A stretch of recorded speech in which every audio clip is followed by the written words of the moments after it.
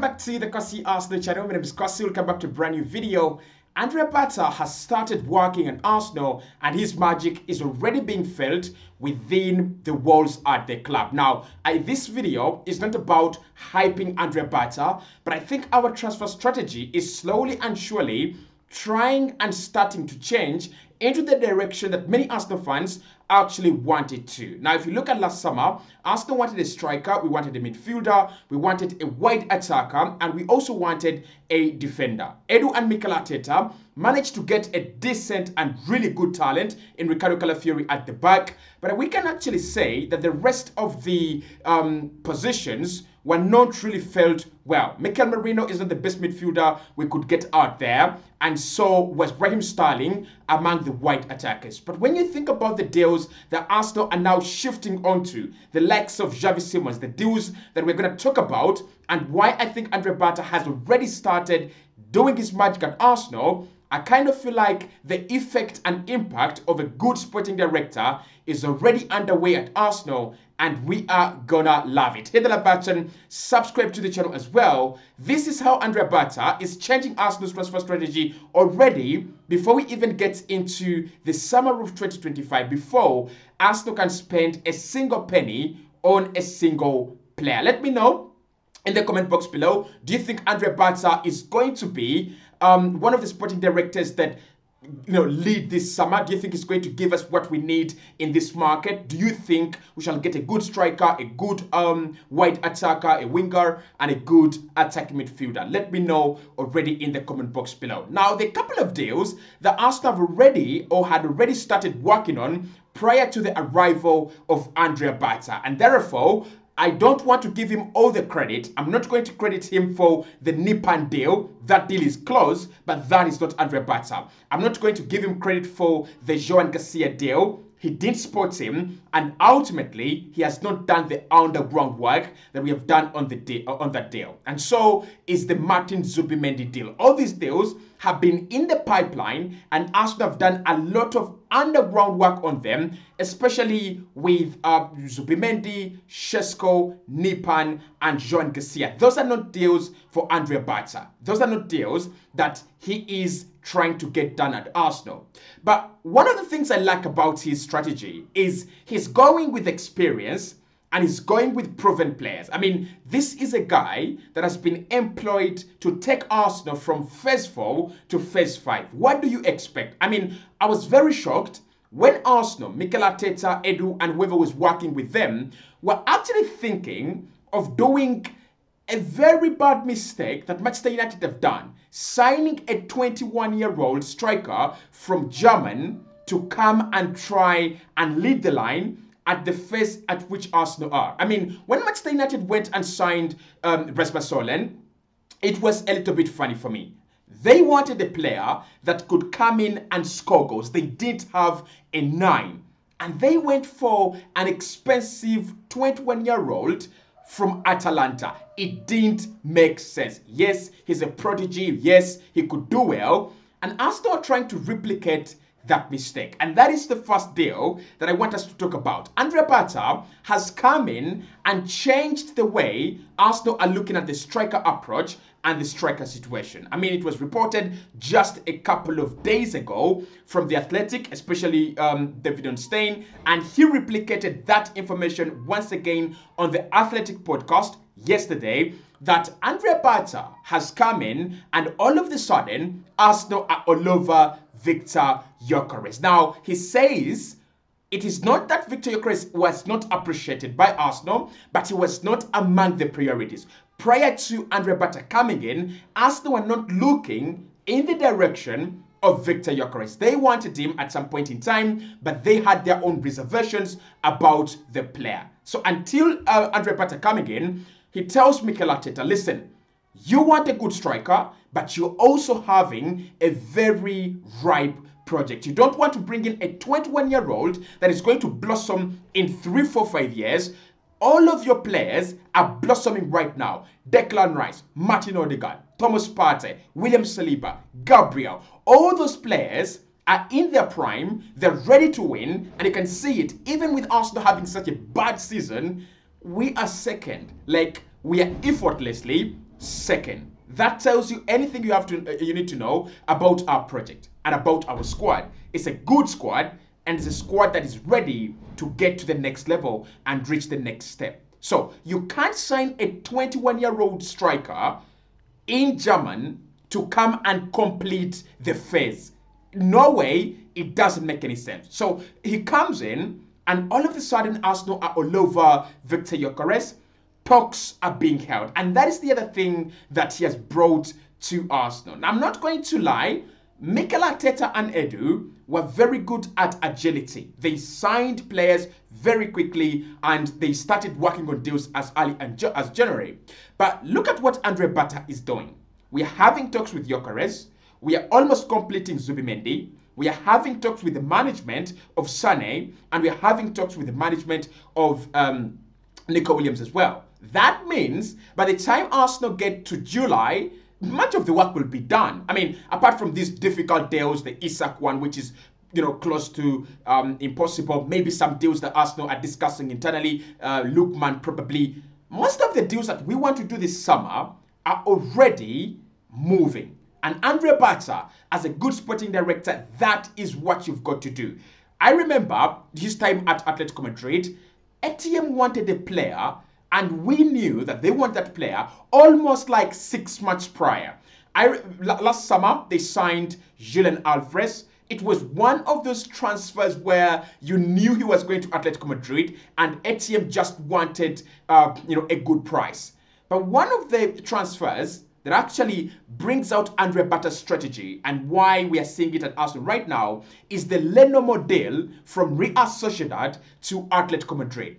I mean, this was so silk, this was so smooth that by the time we were at the Euros, we knew that Leno, the centre back, at Real Sociedad, will be playing centre back at Atletico Madrid. And it was done seamlessly and effortlessly. I mean, there was a lot of groundwork done behind the scenes, but you could see Andrea Berta wants to do things a little bit quicker, and he doesn't want to panic and drag deals. And that's what's happening with the Victor Gyökeres deal. For me, this is already showing me we've got the right guy. I mean, look at Gyökeres.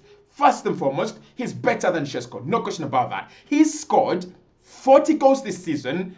I want to remind you that he scored 40 goals last campaign. I mean, if your sporting director doesn't see him as a market opportunity for 70 million euros or less than that, then that's not the right guy. So for me, that is the first thing that indicated Andrea Berta is the right guy. He comes in, and all of a sudden, we are chasing one of the best strikers on the market right now. Now, the Nico Williams deal, like I said, is a difficult one, but he has already scheduled talks, and talks have started between him and the agent of Nico Williams. This has been reported widely from The Athletic to a couple of other very good sources, and Berta is in charge of these talks. When these difficult deals come in, you have got to use a couple of strategies. One, you can walk in early and start negotiating. That doesn't mean you got the player. I mean, Arsene Wenger used that tactic in a couple of players. Eden Hazard, it didn't work. Ronaldo, it didn't work. You have to be effective as well, and you also have to be convincing. But going in early and showing the player that you want him more, at times it means more, and it really, really means much. The other deal that I want us to talk about is the Xavi Simons deal. And the Xavi Simons deal is a real Andrea Berta deal. Actually, writing this video, I said, could the Xavi Simons deal be our Antoine Griezmann? I mean, I am not saying he is Antoine Griezmann, but look at both of them. Antoine Griezmann for France plays predominantly in that creative midfield role. You can call it the number 10. I mean, it's dying out these days. When you say number 10, people are like, what is he talking about? But in that creative role behind Marcus Thuram, behind Kylian Mbappe, and whoever is playing or completing that front three. And when he plays for Atletico Madrid, he actually started out as a winger on the left. That's where Antoine Griezmann started out. Then he played as a false 9 for them, and now he's back playing in the middle behind Julian Alvarez and behind Alexander Soloth. So when I think about Xavi Simons, this is not a Mikel Arteta deal, and this is not an Edu deal. This is not a deal Arsenal have been working on in the pipeline. This is a new deal, and this is Andrea Berta analyzing the Arsenal predicament this campaign and going, hey, Mikel, I think you've got to get a good attacking midfielder to add to Martin Odegaard. And when you think about a squad, like right now, if everyone is fit, what are the two positions that you're like, I am not convinced, really? It is the striker position, where you have Kai Havertz and Gabriel Jesus, and in attacking midfield. Actually, I would go ahead and say that for attacking midfield, it's empty, completely empty. We forced Martin Odegaard to be our creative star, our creative guy, which is not bad, but is he really that guy? Is he the kind of Xavi Simons player? Is he the kind of Phil Foden player? Now, why I think that Xavi Simons really brings out Andrea Berta is this. He loves a good market opportunity and he loves a good alternative. When Arsenal were looking at a number 10 or an attacking midfielder or an attacking profile in terms of a superstar, they were thinking Isak and they were thinking Florian Wirtz. The similarity between Isak and Wirtz is this. Their clubs won't let them go, and if they let them go, it's going to be probably at a king's ransom. We're talking hundreds of millions. Maybe Andrea Berta has looked at that and is like, why would we waste time? Why should we waste time on Florian Wirtz? He wants to go to Bayern probably, and Bayern are all over the deal. And most importantly, he's going to cost 100 million euros. Arsenal, at this point in time, you don't have 100 million euros to spend on one player. Like, you have 70 on Gyökeres, you have 40 on Nico Williams, you have 60 on Zubimendi. You don't have an extra 100 to maneuver and negotiate that Wirtz position. And so it's the Alexander Isak deal. And that's why he's gone. Can we find an alternative that can give Mikel Arteta that attacking profile in midfield, coupled with Kai Havertz, because Kai again is that attacking profile, that attacking 10. And then he's looked at Xavi Simons. And for me, it's genius for him because he's done it before for Atletico Madrid. He went to FC Barcelona and told them, I sold to you Antoine Griezmann. He's not working out. But for us at ATM, we need that profile. And he got him at a bargain, like a real bargain. So for me, I think this shows you that our transfer strategy has changed. First and foremost, we're going to get an attacking midfielder. We have been screaming out for one. And it might not be Xavi Simons. I'm not saying that the Simons deal is actually done. I'm saying it's one of those that indicates the direction in which we are going. And then finally, let's talk about the market opportunities. This is a guy that loves a free deal and loves a cheap deal. I mean, signing Antoine Griezmann from Barcelona on a cheap deal. Signing Luis Suarez from Barca to ATM on a cheap deal. He loves a cheap deal. Diego Costa from Chelsea back to Atletico Madrid, a cheap deal. And he's done a couple of those, right? Now, Arsenal are looking at two free deals. It's not even cheap deals, it's free deals. The first one is Leroy Sané and the other is Jonathan David. Now, let's start off with Leroy Sané. Sané is one of those players that bring out Andrea Berta's strategy very well. He believes in players that still have got something to offer. I'm talking about players that are 30, 29, 28, and the world is like, they have offered their best. We have seen their best. With Sané, he's traveled, a